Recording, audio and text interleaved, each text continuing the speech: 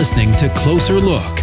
My special guest is Dr. Christina Fazer, Doctor of Osteopathic Medicine with Cumberland Skin Surgery and Dermatology, and I'm your host, Frank Hammond. Dr. Fazer, welcome to Closer Look. Hi, Frank. Thanks for having me today. What do you enjoy most on a daily basis about working with your patients and helping them take care of their skin and be in their best health? We don't think about it very often, but your skin is your biggest organ throughout your body, and it's your first impression, your appearance. I treat a broad variety of conditions all day long. I do have a heavy emphasis on skin cancer. I also treat acne, eczema, rosacea.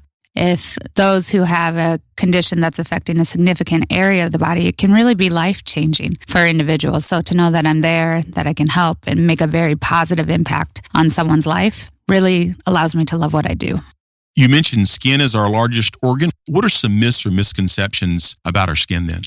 A lot of people really take their skin for granted. We think about your heart, we think about your lungs or your GI tract as some of the bigger, more important organs, but the skin, as mentioned before, it is your largest organ. It has the most diagnoses that are out there in any specialty of medicine. Taking it for granted, the skin can present a lot of symptoms that can demonstrate any internal deficiency throughout the body. So it can be a clue to something that's going on deeper inside that others may not know, or it could be the first presenting sign of a more troublesome or worrisome condition, such as cancer of any type of the body.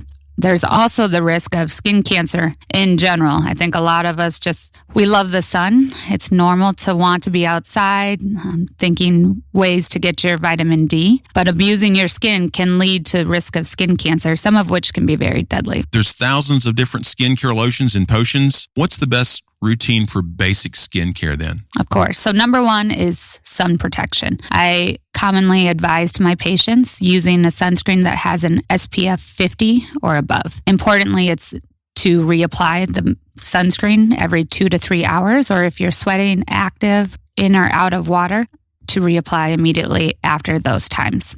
Also, I like the zinc oxide or titanium oxide based, technically sun blocks. I explain to patients sunscreens are like the screen door at home. They do allow some sunlight through. Sunblocks, on the other perspective, they reflect all sunlight, providing more protection. The false myth that's out there, many of you may have heard or read along the way, is that SPF 30 or above is really all that you need for sun protection. I myself use SPF 100. The true fact is that the SPF 30 duration, most individuals do not apply as much or as frequently to adequately get that sun protection. Going with the higher SPF, you're protecting your skin in more ways than not. The other things that I advise are wide brim hat, sun protection. If you use a baseball cap, don't forget to protect your ears. Long sleeve protective clothing. There's many stylish new brands that are online, or you can see throughout magazines that offer some sun protection built in throughout the clothing as well. It is not a substitute for sunscreen. However, it does offer some added protection, especially for those days spent on the beach or for a long period of time outdoors. You mentioned zinc oxide, and I think back to the time when most lifeguards, it's the white coating over their nose. That's the zinc oxide, right? That's how it used to be. And when I reference that to patients as well, too, I say the same thing. The technology has advanced significantly. The vast majority of the new zinc oxide-based or titanium dioxide-based products, they rub in pretty well. So let's say you wanted to get a SPF 100. Where would you find an SPF 100 then? At any local pharmacy, retail store, chain stores, but there's also multiple that you can purchase online as well. Does skincare change if you're a person of color? Does the amount of melanin in a person's skin change, let's say, how they should take care of it? It does, and there's a variety of ways that I guide patients on their care. There's a myth out there that if you have any coloration to the skin, that you really don't need sunscreen. That's not the truth. You can still burn. It may not look like the same type of burn that one experiences on fair skin. However, especially with prolonged exposure, higher intensity of sunlight or radiation, that darker skinned individuals can also get a sunburn. It may be described as an itchy sensation, but it can increase in severity to blisters or even hospitalization if severe enough. You know, a lot of times when you're, let's say, in your teens, early 20s or whatever, and you want to lay out by the pool or hang out in the lake or whatever it is, but you just like, I don't really need to worry about that. I'm young and it's going to be fine. I may get a sun, I've got to get my initial sunburn each year, and then I just start tanning. Or if I'm that person who is fair-skinned, and I go, well, I just increased my freckles. Walk us through that as far as various things you need to think about, whether you're younger or as you age, the effects that you may find later on because of the way you did or didn't have sunscreen on. Knowledge is power, and what we have right now is the knowledge to know the harmful long-term effects of chronic, prolonged, or intermittent intense sun exposure. Patients come to me every single day saying, I wish I knew now when I was laying out in the sun with baby oil, laying out for hours at a time, what this effect would do to my skin here. They don't like the color, they don't like the appearance of their skin. Certain bumps or lumps that come up, and the development of skin cancers happen years after the sun exposure. Not just 5 years, not 10 years. It can be anywhere from 10 to 20 years post chronic or intermittent sun exposure, intense sunburns that the sun effects truly arise. No tan is a healthy tan. A tan means sun damage. Your skin is hurting from any type of tan that you receive. So even if you have a tendency to develop a good tan, you never burn. That chronic exposure elevates your risk for development of skin cancer in the future. I do advise that people of all ages get checked. Age does not make you immune to development of skin cancer. I have had a melanoma in a patient as young as 15, and it also happened in a patient that had darker skin. So just because you're not fair skin, light eyes, at increased risk, it's a good idea to always get checked. Depending on your age and the thickness of your hair, let's say, sometimes the scalp or our ears, there's just different places that we may not think about as much. But I would imagine that you've seen patients come in with an area of concern, or maybe it's just a mole or something else that they want to come in and have you take a look at. It happens all day, every day. Our hair is protective. However, with more intense radiation, we do need more protection than just sunscreen. So that's my reasoning for wearing a cap, or also for wearing a broad-brimmed hat. The advantage to the broad-brimmed hat is that it protects the ears as well, too.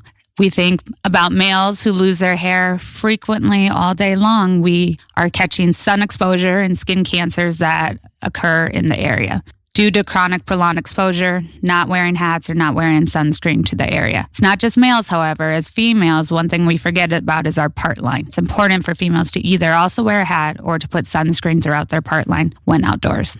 Something else that you had brought to my attention, if you drive a lot of people have to drive, whether it's for pleasure, for vacations, or for work. Tell us about the left side, the driver's side of your body, and I wasn't out in the sun all day. I was just driving from place to place, hours apart in my territory. Of course, there are some really fascinating photographs and split face studies that have been published in medical journals, but also with a simple Google search, you can find these photographs. The biggest one that they took were from truck drivers who have spent hours on end driving throughout their career experience. We don't think about putting sunscreen on when we spend time in the car. However, the windshield does not filter the UVA or the type of photo radiation that contributes to skin cancer and photo aging. Those photographs that are online, if you happen to reach out and find the article or the image, are fascinating. It looks like two different individuals separated years upon years apart because that left side is taking in the vast majority of the sunlight throughout those hours spent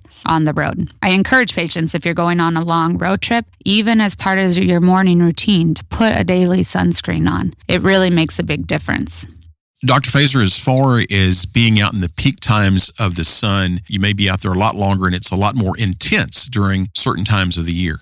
We know that certain times of the year, the sun is much more intense, more so getting into your spring, summer, and late summer months. The most important is certain times of the day.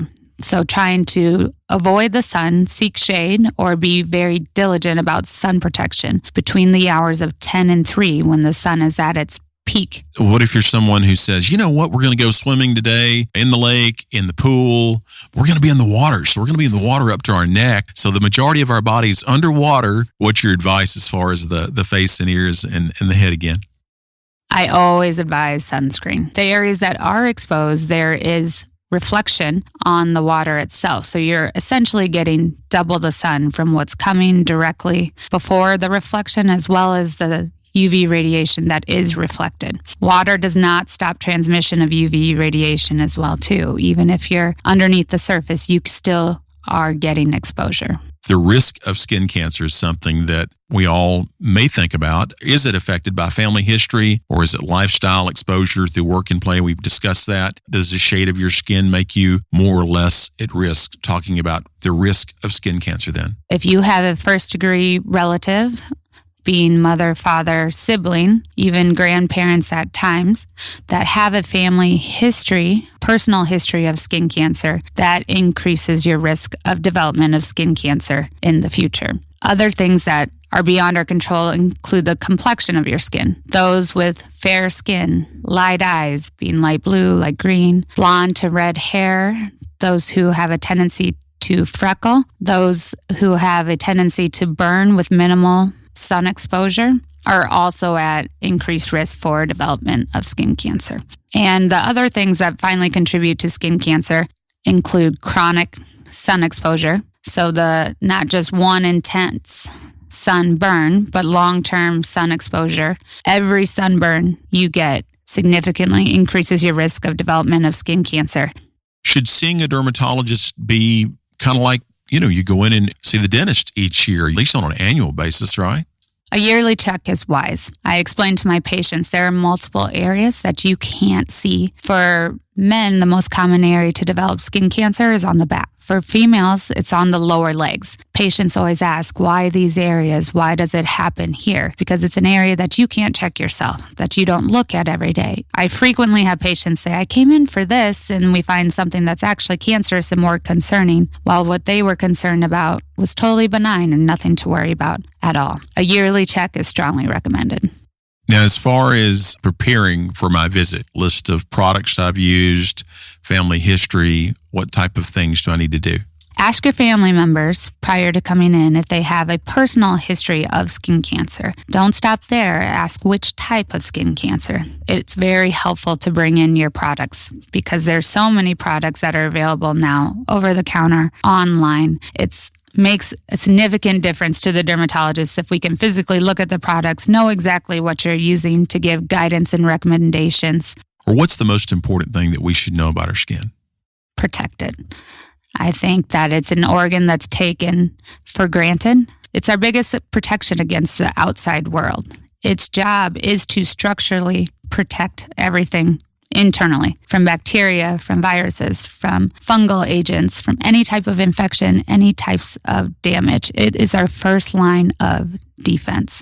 Protect your skin, wear your sunscreen. Skin cancer can be avoided if you protect your skin. Christina Faisler, doctor of osteopathic medicine with Cumberland Skin Surgery and Dermatology, has been our guest here on Closer Look. For Closer Look, I'm Frank Hammond.